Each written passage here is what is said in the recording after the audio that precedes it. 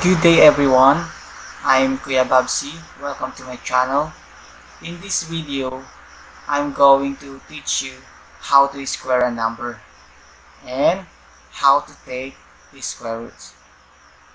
So just stand by, so we're about to learn some mathematics lessons for this video.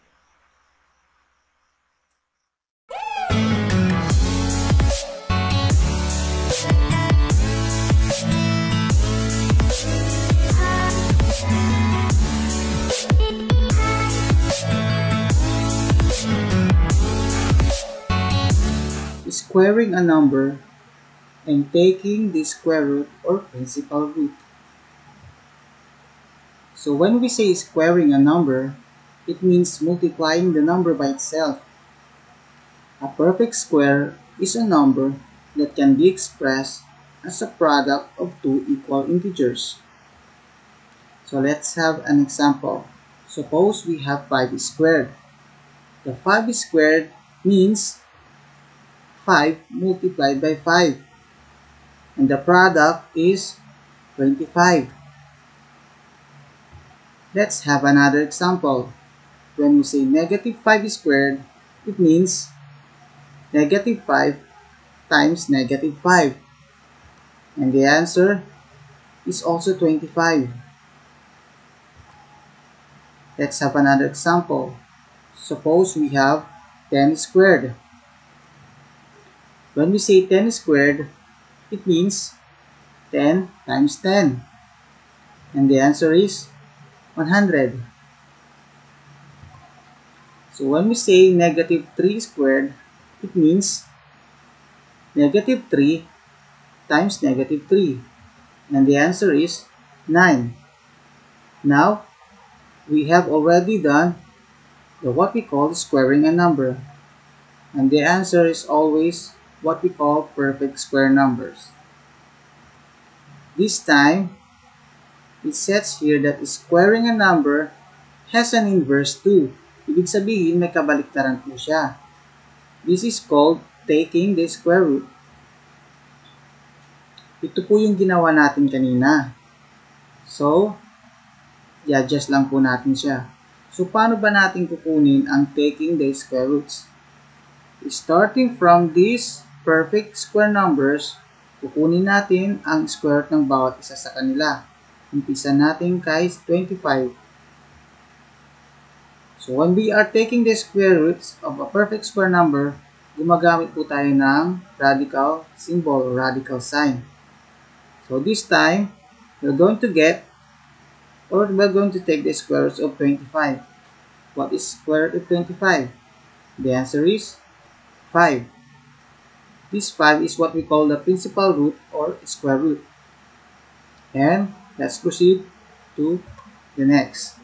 So this time, we're going to get again the square root of 25. But the answer is negative 5. Kung titignan nyo, pareho naman silang square root of 25. It only means to say na ang square root of 25 ay maaaring positive 5 or negative 5. Now, let's proceed to the square root of 100. The square root of 100 is equal to positive 10 and negative 10. Then, when we say square root of 9, the answer is positive 3 and negative 3. Okay, so we were already done the squaring a number and taking the square roots. Now, let's try some examples here. Let's try to take the square root of 81. Ano sa palagay nyo ang square root ng 81? Tama. That is 9 and negative 9. So, pwedeng positive, pwedeng negative. Okay, this time, kukunin naman natin ang square root ng isang decimal number. So, in this example, we have the square root of 0.0064. So, as you can see, 64 is a perfect square number. Ibig sabihin, meron siyang square root. Anong square root ng 64? Tama, 8. Pero dahil decimal number ang given, maaring ang sagot natin ay nasa decimal number din. So, meron siyang 4 decimal places. So, anong gagawin natin dyan?